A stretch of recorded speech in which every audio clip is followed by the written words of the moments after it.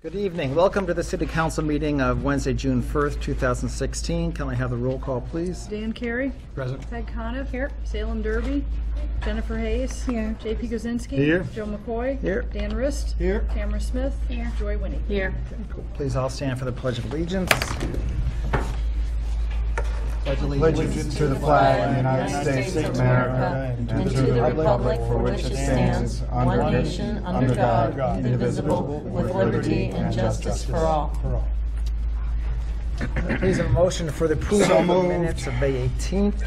Second. We have a motion and a second approval of the minutes May 18th. All those in favor? Aye. Abstain? Any abstentions? None seen. Communications from elected officials, boards. Oh, if anyone here from the public who would like to address the council from something other than what's on our public hearings, please, it's your opportunity now. Come to the podium, state your name. Don't see any. Okay. Communications from elected official boards and committees and correspondence. We have none at this point. Mayor Communications, Mayor Cadger.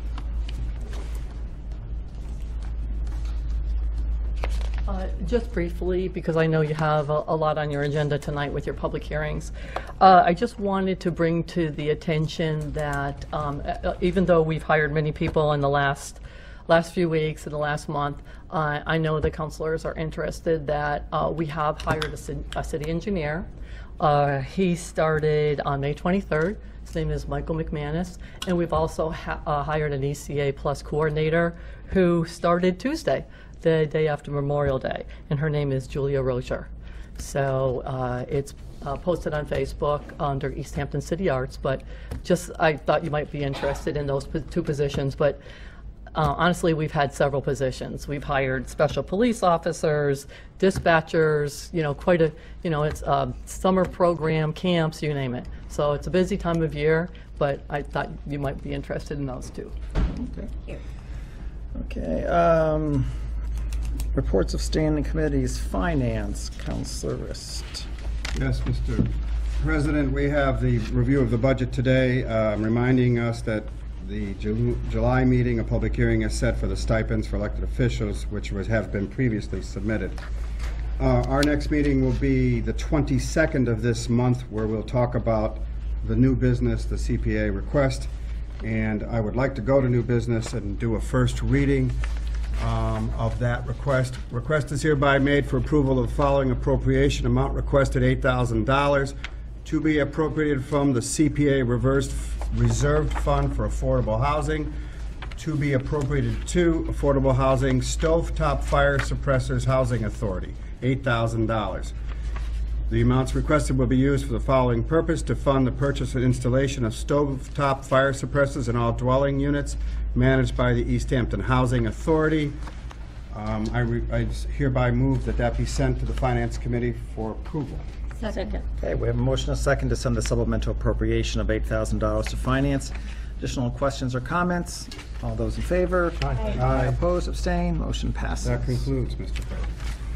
Okay. You're scheduling a public hearing. Do you want a public hearing for that? I apologize, thank you. Thank God we have a fantastic, up-to-date council clerk. I would like to make a motion to schedule a public hearing for the July meeting for the supplemental appropriation from the CPI heretofore mentioned. Second. Anyway, motion and a second to set a public hearing for July 6th, 6:15 in these chambers on the supplemental appropriation of $8,000. All those in favor? Aye. Opposed, abstained, motion passes. That concludes. Okay. Public Safety, Councilor Hayes. Thank you, Mr. President. Public Safety met yesterday. We made great strides on the student acceptance protocol. We're getting very close to having it reformatted enough to go back to the planning department. I'd like to request a 90-day extension on the agenda item. Second. Okay, a motion and a second for a 90-day extension for the traffic rule, Street acceptance. street acceptance protocol. All those in favor? Aye. Against? We are also Okay, motion passes. Sorry. we are also continuing to look at the on-street parking on a section of Pleasant Street. And I would also like to request a 90-day extension on that agenda item as well. Okay, there's a motion and a second for a 90-day extension on the parking on Pleasant Street. Any additional questions or comments? All those in favor? Aye. Opposed, abstained, motion passes. Thus concludes. Okay, appointments, Councilor Smith. Okay, the Appointments Committee met earlier tonight to review 3 mayoral appointments. The first one that I'm bringing forth for consideration by the full council is Angela Zamorelli. She is applying for the position of ECA Plus Grants Committee with a term expiration of 12/31/18. So Angela has experience in artistic grants world, both from receiving grants and also from being on a grants committee. And her application was approved 3-0 at the subcommittee level. So I'll make a motion to move her name forth to the full committee for consideration. Second. Okay. So we have a motion, a second to accept Angela Zamorelli, ECA Grants Committee, expiration date 12/31/18. Any additional questions or comments? All those in favor? Aye. Opposed? Abstained? Motion passes. The second appointment for consideration is Raymond Redfern for a second term serving on the licensing board with a term expiration of 6/6/22. Is the mayor still here?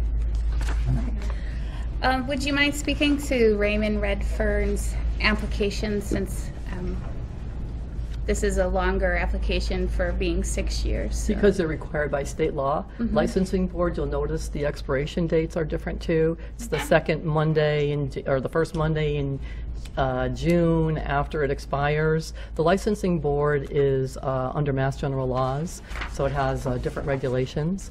And Mr. Redfern has been on our licensing board for quite a while. He expressed an interest in being reappointed. He also used to be an investigator with the Alcohol Beverage Control Commission, so he has a lot of information on the licensing board. Thanks. You're very welcome. So our subcommittee had approved Raymond Redfern 3-0 for this position at the licensing board. So I would make a motion to move his name forth to the full committee, full city council. Okay, we have a motion, a second to accept Raymond Redfern to the licensing board with a term expiration of 6/6/22. Additional questions or comments? All those in favor? Aye. Opposed? Abstained? Motion passes. Okay, and our third appointment for consideration by the full council tonight is Donald Meltzer, who has applied as a position on the Nashawanek Pond Committee with a term expiration of 12/31/18.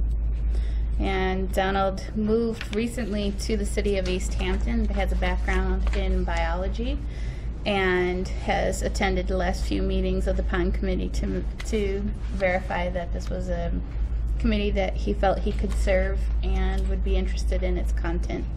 So the subcommittee voted 3-0 to move his name forward to the full city council. So I'd like to make a motion at this point for the full city council to consider Donald Meltzer for the position of Nashawanek Pond Committee member with an expiration date of 12/31/18. Second. Okay, a motion, a second to accept the term of Donald Meltzer to the Nashawanek Pond Committee, term expiration 12/31/18. Any additional questions or comments? All those in favor? Aye. Opposed? Abstained? Motion passes. Okay, and I have 3 new names, well, not necessarily new, but 3 orders of new business to move to the subcommittee for consideration. The first appointment is Barbara Lombard, who as the clerk to the city council with a term expiration of August 31st, 2018. The second is for Valerie Bernier for the city auditor position with an expiration date of September 1st, 2019. And finally, Heddle Paddle for the assistant city auditor with a term expiration of September 1st, 2019. Second. Okay, so we have a motion and a second to send to appointment subcommittee Barbara Lombard, Valerie Bernier, and Heddle Patel to appointments for further investigation. Additional questions or comments? All those in favor? Aye. Abstain? Motion passes. And our next committee meeting will be on July 6th at 5:30 downstairs. And that concludes. Thank you. Ordinance, so I forgot to add, is there someone from ordinance here? I know Councilor Derby couldn't make it tonight that could give us Councilor Smith? Sure, I can. Just for the- Okay, the ordinance subcommittee met this past week to consider the ordinance restricting single-use plastic bags. It was a really good meeting. We had a lot of attendance. At least 20 people from the public showed up to give an opinion. And at this point, we are going to be putting together an informational educational forum to discuss all the different options within the bag restrictions and what that means, what the terminology means, and what the latest science is for each of the approaches and what the pros and cons would be. And ultimately, we'll compare that with the needs of the community. So far, we've had a lot of different opinions given, and we're really trying to create an exhaustive list of the opinions on both sides of this issue so we can address them all in our final decision. So appreciate the participation of the general public in this, and as soon as we have our next meeting date established, we will be making announcements so that further involvement can be had. If I may just add to that. Yeah. We have been getting calls on this subject, and I certainly do appreciate the public involvement. So keep those calls coming as we discuss this issue for the future. And I think it's a very deliberative process that when a decision is made, we'll be able to bring it to the council having made full deliberation. Great. Thank you. And that concludes, I assume? No, actually, I would like to request an extension of 60 days for the request to consider creating food truck ordinance. Second? Okay, we have a motion and a second for a 60-day extension for the creation of a food truck ordinance. Any additional questions or comments? All those in favor? Aye. Opposed, abstained, motion passes. And since this is a very slow and deliberate process with the plastic bags, I think it would be safe to also ask for an extension of 60 days on We can do that 90 as if well. you want. 90 days. Yeah. Second? Okay, a motion and a second for a 90-day extension for the single-use plastic bags. Any additional questions or comments? All those in favor? Aye. Opposed, abstained, motion passes. Okay, thus concludes ordinance. Okay, thank you. Property, Councilor Kwasinski.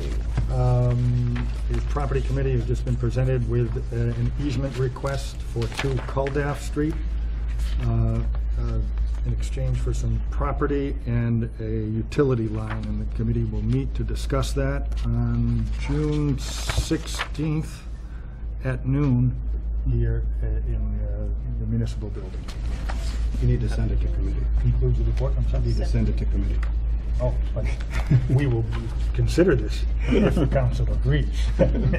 So I make a motion to move this to committee. Thank you. Motion and a second to move to committee the request for the easement on 2 Culdaff Street. Additional questions or comment?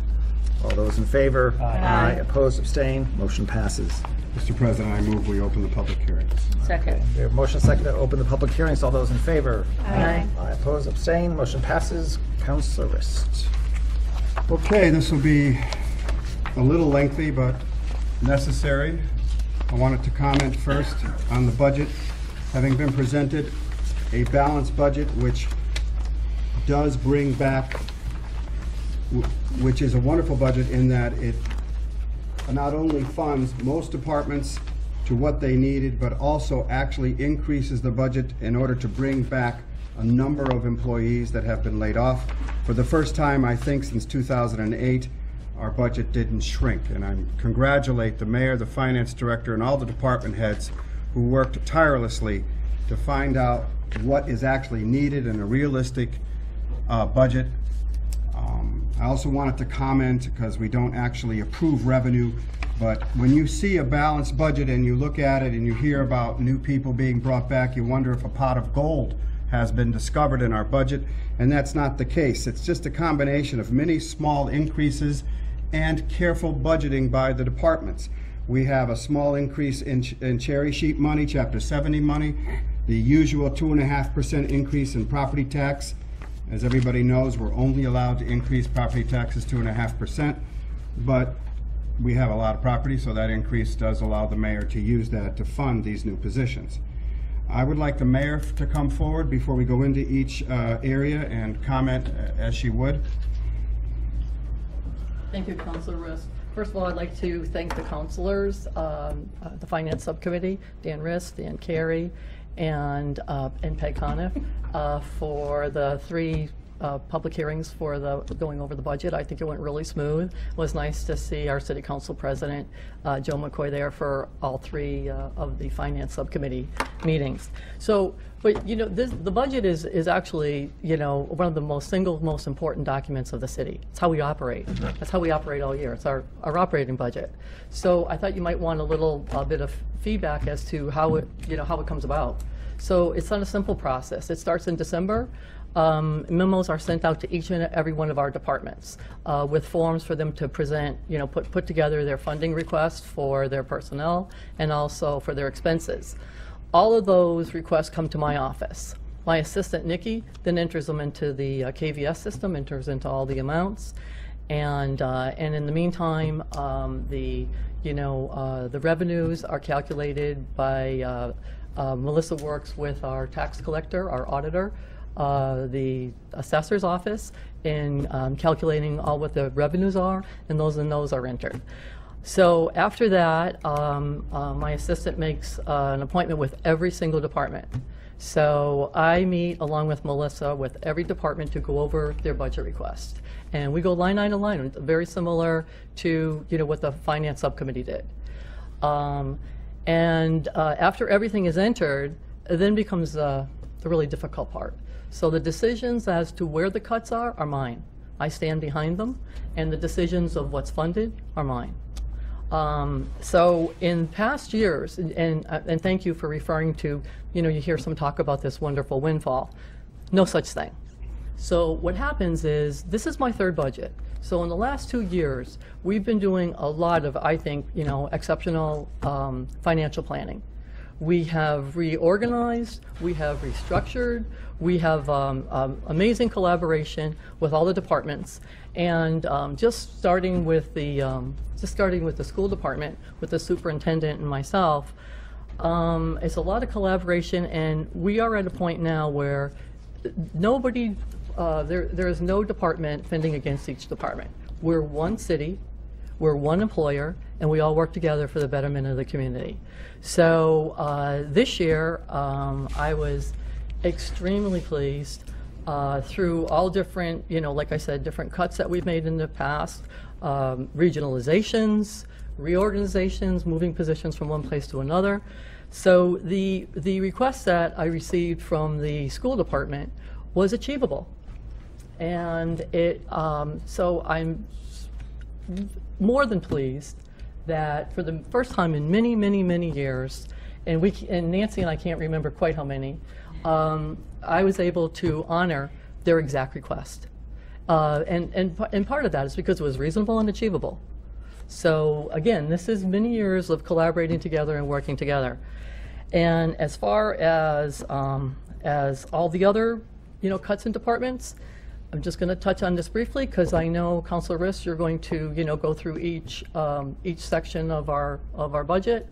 But and I think Nancy's probably going to want to speak as to, instead of for once having cuts in our schools, we're adding 1, 2, 3, 4, 5, 6 positions, Nancy, and you know, and I'll let her get into the details. But extremely excited about that. Also, on the city side, I'll be adding a firefighter, a police officer, a dispatcher, a person in the highway, a person in the water department, and also in our Council on Aging senior centers, we're extending our services. So through again, having a new van, again, great financial planning, receiving grants. We have extended our van services. So we have 2 drivers, 1 full-time, 1 part-time. We are going to be extending our services. We've now extended them to Northampton, out of the city. And also, we are going to be, probably maybe mid-July, extending our hours of operation for the COA. They're looking at, Linda, our director, would like to be open on Saturday mornings. So it's going to be a trial basis starting mid. So this, to me, is more than pleasing. So as we go through it, if there is absolutely, positively any questions, don't hesitate to ask. Thank you. So moving on, the first. I have a question. I apologize. Mayor, Paget? there's a question from Councilor Hayes. So thank you for the introduction. I'm wondering why a lot of that information wasn't put into your budget message at the beginning. Actually, it seems to have was been put into the kind of- budget message. If you read through it, it tells you basically, what the budget message is it's a summary on top of the entire budget. And it tells you exactly, it's an overview of it. So I think that is to me, it's very clear. And this is why that we have it's a summary of this. So this is why we have all of this in there. And I think we've been we couldn't be more transparent if we tried. It's in PDF form. The entire budget is on the website. And we're more than pleased. And there have been a couple of people that have wanted the printed version. And some people like to use their laptops, the computer, or have it printed. And again, it's always available. My office, city clerk's office, and the library, but also on the website. So just to finish Yes. the question, the Absolutely. budget message that you have is very similar to the past 3 budget messages. No, that's not true. That's absolutely not true. If you look in this, it is not very similar. Some parts of it are similar because the budget itself is an annual budget. So when you look through it, like this, for instance, through our cost-saving measures and efforts to restructure and consolidate, it's my pleasure to announce that this budget will be the first in more than 7 years that will provide for the replacement of crucial personnel in police, fire, DPW, which will begin to address our critical staffing levels. This is also the first budget in many, many years that appropriates the exact funding request received from the school department, which is actually what I just repeated a little earlier on, Right, but so I'm happy to that's- repeat it again. So that's different from the budget message that's on the PDF then?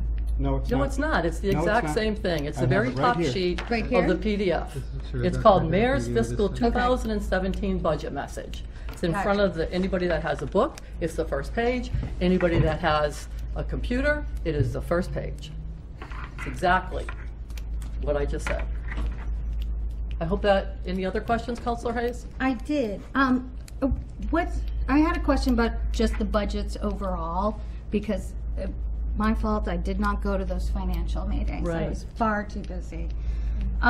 Did we pursue any new sources of revenue? And what do you think are like the top 3 sources of revenue for East Hampton? Well, I think we already covered that, but the revenue is basically what we receive, from the state. Councilor Rissock actually already covered that too. Our 2.5, our Chapter 70, like we receive the cherry sheet every year, which has, and we're using the House budget. Starts with the governor's budget, and then the House came out, and that's the latest we have right now. So the revenues are exactly that, and I think I just explained that, where all the offices work together as to what our new growth will be through the assessor's office, what we'll receive through our taxes, and and assessors, and all those departments work together with the finance department, and revenues are entered along with the appropriation requests. Okay, so just 2 more questions. Take your time. I was wondering if anybody from the public had commented about the proposed budgets here. Well, actually, the media, I'm sorry. Go ahead. Actually, the media had covered the budget message because that was, sent out as you got it, and so did the media. And we received many, many favorable comments on it. But that was exactly why I was glad that Councilor Riss brought up about this is no windfall. This is 3 years of extreme, financial planning and frugal, and by cutting expenses, using the funds for critical, essential personnel services, which you'll see here today. And that's why you'll see the departments here tonight representing their budget, so that their request is that the councilors respectfully do not decrease the budget, because you can't increase it, but you can make cuts to it. So the final question is comparing this budget to the other couple of years, and I took the last 24 hours, and I wish I could have had more time. I wish you were at the finance subcommittee meeting. I know, that's definitely, there were a on lot of me. good So the questions last covered. column from our prior budgets is a variance to recommend stage, which gives you a percentage increase or decrease from the prior budget. And that column is missing from the fiscal year 17. That's correct. What And- this budget is in PDF form, and this is the way you requested it, so this is how it's on there.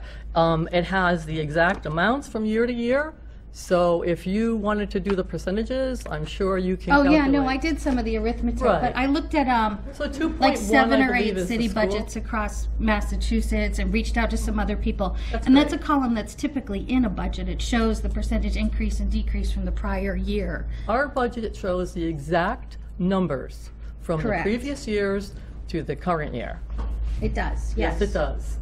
And then typically in years prior, you've had the variance from the recommended. So it's kind of easy to see, like, wow, there's a 10% increase here or a 15% decrease here. And it's a little bit easier to parse it out than having to do the arithmetic on each of the line items. I think it's pretty obvious what the increases and decreases is. When you're having exact numbers, to me, that is very obvious, if, you know, what the increase is and what it was from last year. And I can see that it probably would be easier for you, as this is something that you work with a No, lot. I said it's exact. They're exact numbers. And there's also like, Do you have know, any some- other questions, Counselor Hayes? I think we covered Pardon? that one. Did you have any other questions? I think I've covered that one. fine. It just would have been nice if we could have gotten a budget that had those variances in it. And it would have been nice if you attended the finance subcommittees that we had 3 of that were very lengthy and went line item by line item, and you could have asked every single one of your questions there. That's why your finance subcommittee has them. Councilor Rist. I just wanted to comment that percentage increases were not requested in this budget, and it was not necessary for this counselor nor the finance committee, and at any one of our meetings was there any request for that, and I don't find it necessary. It is easy for me to see, looking at the budget summary, where an increase was and where a decrease was. It's simple mathematics. Even though it's 2 million or 3 million, it's still simple mathematics, and I disagree with the counselor's criticism, and I'm making that as a comment. I'd like to go now into general government. Just a couple highlights. I'm sorry, Mayor Cadger, you're going to have to come up and, if there's any questions, because general government is under your department for the most part. Highlights are the city council should be happy to note that our budget increase that we requested for the council clerk and the council as a whole was approved by the mayor. So the council clerk will get a little increase after many years having not had an increase in her salary.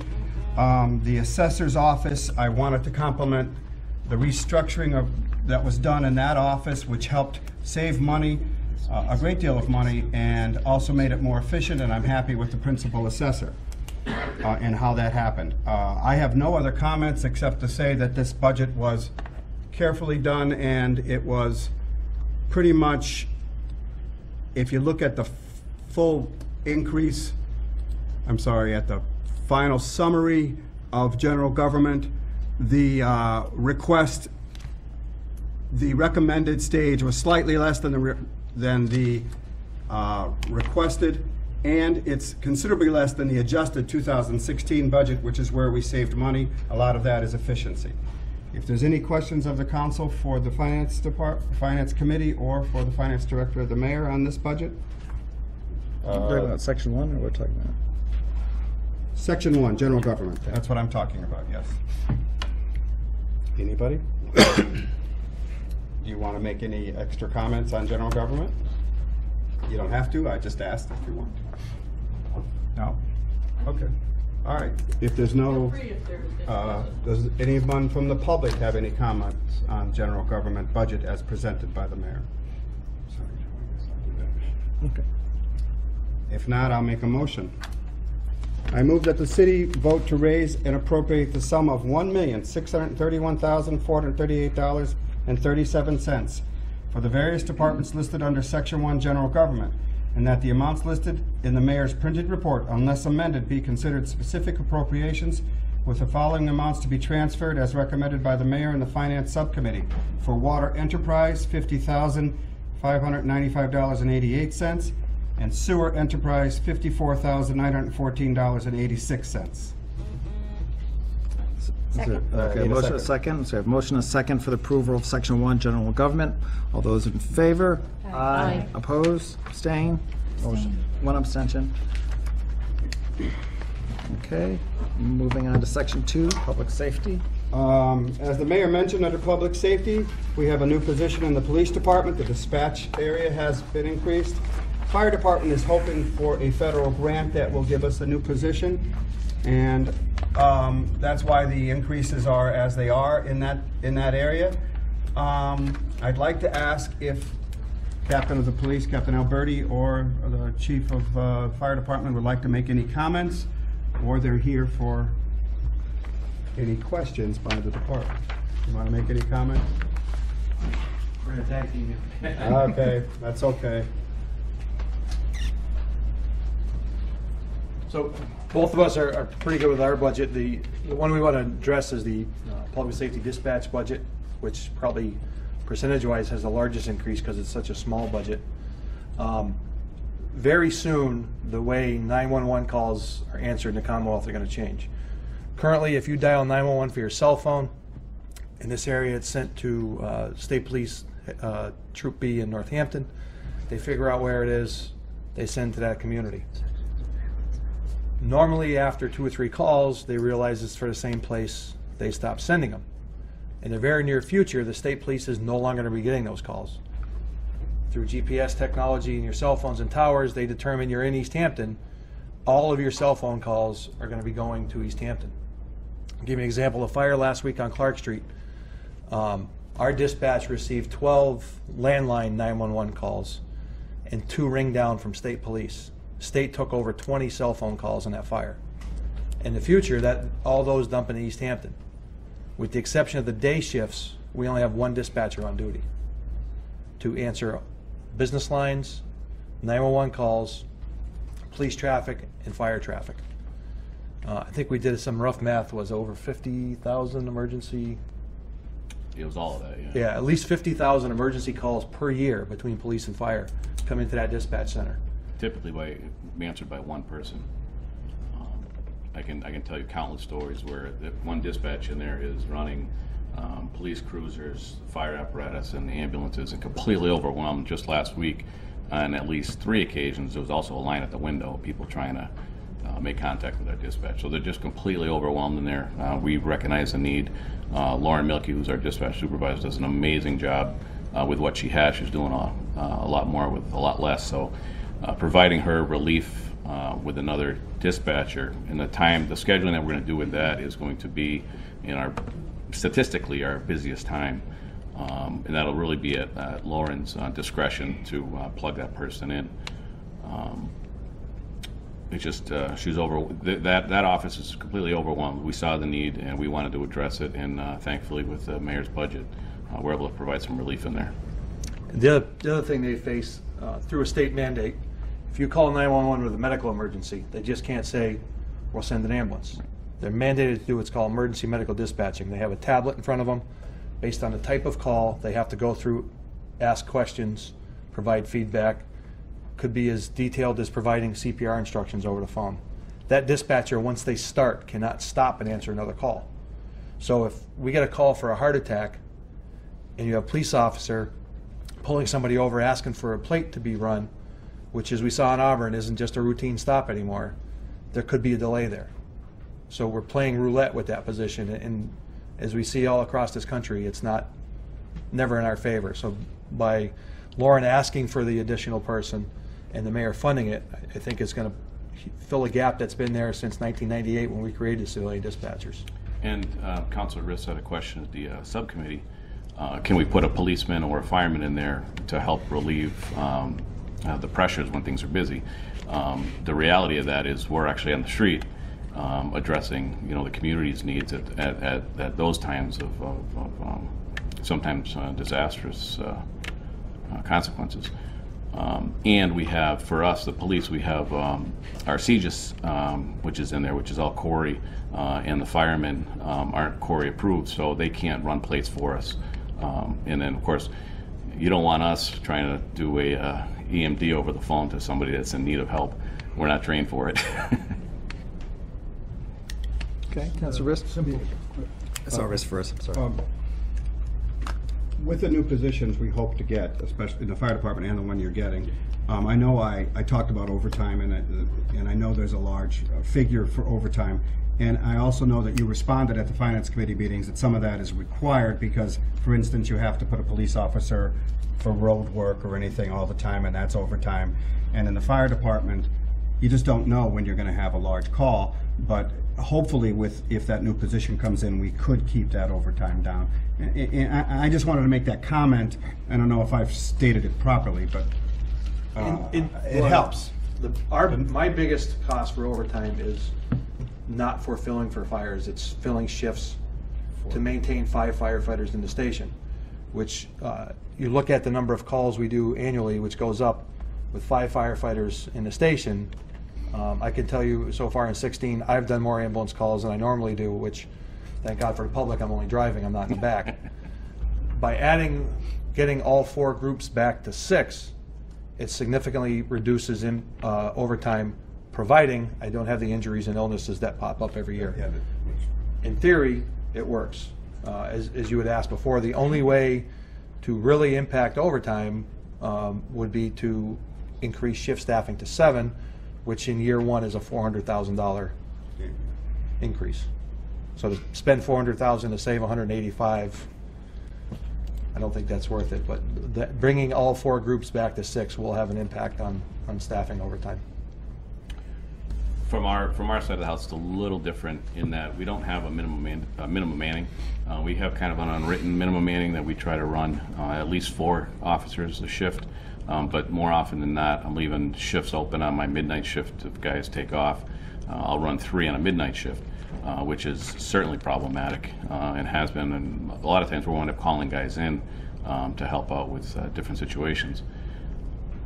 The position that we're requesting is very similar to dispatch, only in that my detectives are completely overwhelmed. And we had 4 detectives at one point, and we're down to 2 now. I could invite all the counselors to come up and visit our detective bureau, and you can see on the wall all the caseload that they have.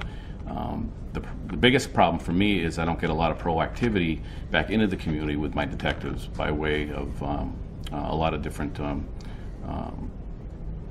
tactics and things that they can do that we just can't get out there and do, primarily because everything that they're doing is completely reactive.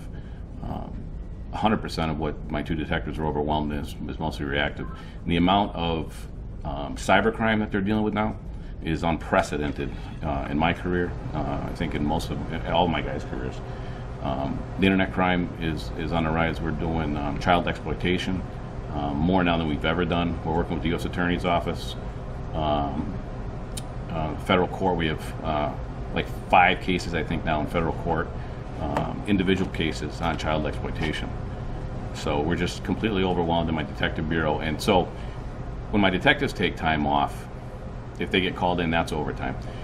But when I put them in there, so if we get this detective and we put 3 detectives in there, when the detective takes time off, I don't have to backfill him. I don't have to backfill his shift. So there's no overtime accrued when my detectives take time off. JP, did you have a question? Just thinking about the dispatch situation with the number of calls you're talking about and the multiple calls at any given time, it's just overwhelming.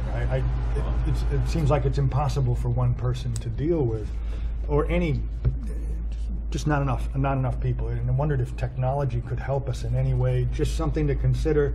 Let's say, I don't know if you know exactly where the call's coming from, if you pinpoint a street or it pinpoints a tower, does it tell you? It GPS's, and I've seen it as close as 9 meters to where the cell phone's coming from. To where? Okay, so Depends pretty, on the carrier. pretty close. Yeah, it depends on some carriers you'll only get the cell tower, but other carriers we do GPS phone pings all the time on missing persons, on suicidal persons. So you can narrow the scope. Now, I don't know if you have 20 calls coming in and they're all reporting, or almost all of them are reporting the same information. If there's any way that the system can be tweaked to send a text message to each of the cell phones that's calling in that says something like, I'm not saying we have the technology, Right, right. but the thought is, you know, text message. East Hampton Fire and Police are dispatching a cruiser and an ambulance to this location, a fire truck and a cruiser. Something that then the person goes, oh, gee, okay, well, I'll hang up and not Right now, report if that they get information. If dispatch gets inundated where they can't answer enough calls, after so many rings, it dumps to our backup. Our backup is the town of Hadley, and we're theirs. So if dispatch is getting inundated with 911 calls, they'll start dumping into Hadley, and Hadley dispatch, after 1 or 2 calls that are for East Hampton, will probably figure out that, you know, East Hampton's got something going on, we're not going to transfer anymore. But they still all come into us until then. The problem that I would foresee with something like that would be that one call in that neighborhood that isn't related to that, and then you're going to assume that liability, or we.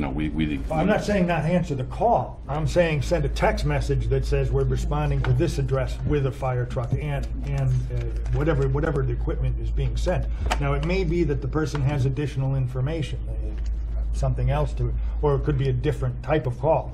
But it didn't, I mean, I know I'd hang up the phone if I were reporting something and you said, oh, you're already responding to it? Great. I don't need to report that. On another question, if I may, with regard to the call firefighters, could you update us, the full council and the public, as to where we stand? Because I know having call firefighters as a backup, folks that are in training, and bringing them in to fill in as a 6th person on a shift can be economically a viable system. I know other communities have done it. Could you update us as to where we stand? Currently, we are at 4 call firefighters. They're all still going through their upgrade training. The problem is we've had so many retirements that I don't think for the last 4 years I've been to the magic number of 5 that I want to get at. Every time I get there, somebody retires. I'm looking at the possibility of 2 retirements next fiscal year, so it's a constant revolving cycle. But they do, when they do come in by collective bargaining agreement, if a firefighter takes a personal day and it causes overtime, a call firefighter is offered that position first. Call firefighters get a whopping $15 an hour, so it's a significant savings over the overtime rate. Right now, none of the call firefighters that are left are paramedics. They're all finishing their paramedic training, so we're limited as to when we could use them. Once they get their paramedic certification, then they can go into any shift, regardless of what the staffing is. But right now, they can only work as part of the minimum staffing when there is ample number of paramedics for the day. I just would encourage you to do everything you can along those lines to increase those numbers in whatever way you can. And I'm sure you're thinking about that all the time. All the time. Thank you. Any additional questions? Mary? And just in case just to reiterate on a couple of things regarding the overtime. Again, without a crystal ball, injuries, there's no planning for them. We always hope we don't have any, but it just takes, 111F injuries can knock your budget right out of the water. I think the councilors have seen that this year, where before we came to you with the transfer for overtime, we had a plan in place, which was putting a person on. I hope that you're also, I know most of you are aware, that we also have, we hire from our call firefighters and our special police officers. So every time those 2 departments get low, we are constantly adding to them. And again, those are positions I was just talking about earlier, which they're working on now. I think it's also important to know, again, back to windfalls. If you look at these budgets, if you look at the public safety budgets, police, fire in particular, you'll see that I'm increasing, putting on a firefighter and putting on a police officer. But you'll also see that these budgets have been cut in their expenses. So these essential services come at a price. And I cannot commend, our public safety, the police and fire, more by how many times they have reorganized, redid their budgets. Whatever is submitted to them is how they provide the essential services to East Hampton. And I, for one, think that our police and fire are second to none. And I think most communities would agree that our departments are extraordinary. And what they do for what they have is still impressive to me. Thank you. Is there anyone from the public who would like to comment concerning the public safety budget? Section 2? No. Okay, Counselor. I'll make a motion. Section 2, Public Safety. I move that the city vote to raise and appropriate the sum of $5,203,276.63 for the various departments listed under Section 2, Public Safety, and that the amounts listed in the mayor's printed report, unless amended, be considered specific appropriations as recommended by the mayor and the Finance Subcommittee. Second. Okay, motion and second for the Section 2 Public Safety budget of $5,203,276.63. Additional questions or comments? All those in favor? Aye. Opposed, abstained, motion. One abstention. Motion passes. Section 3, Schools. I just wanted to compliment the superintendent of schools and the mayor for working very hard. I thank the police department for coming. Thank you very much. And the fire department. Anyway, complimenting the superintendent of schools and the mayor because they worked very carefully. One of the things I wanted the counselors who weren't at the finance committee meetings to know is that I am impressed with the fact that the school department decided to hire a full-time business manager, which I believe strongly helped them to understand their budget, added as quoting them clarity and transparency to the budget. And to me, the old system of a once-a-week business manager was difficult for this novice to understand when you're dealing with $16, $17 million budgets.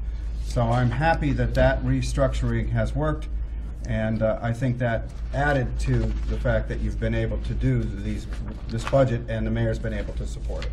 So I'd like to turn it over to the superintendent of schools to... Mayor's first, okay. And I know that our superintendent has to leave because she's extremely busy too and needs to get to another meeting, but I did want to comment on that. But that was one of the restructurings we mentioned by restructuring our whole payroll department and moving somebody out of the school department Forgot into about the that, city form of government, into our treasurer's office, into our payroll department. For streamlining purposes, that allowed for the opening of a full-time position for the school business director. Thank you, Mayor. Good evening, and my apologies, but it is awards night at the high school tonight and at 7 o'clock, and I'm supposed to give some of the first awards, so I'm going to make this quick. You know, everything that's been said here this evening is true. It was a collaboration of my leadership team. They worked very hard with me to craft this essential services budget and to look for every economy. It was certainly the collaboration with the mayor that enabled us to restructure so that a payroll position was taken out of the school department, transferred to the city department, which enabled us to hire the full-time director of business services. And she certainly has been a tremendous asset to us. It's something that I have wanted to do, and we just didn't feel that with all the cuts we were making to staffing that we were able to hire a business director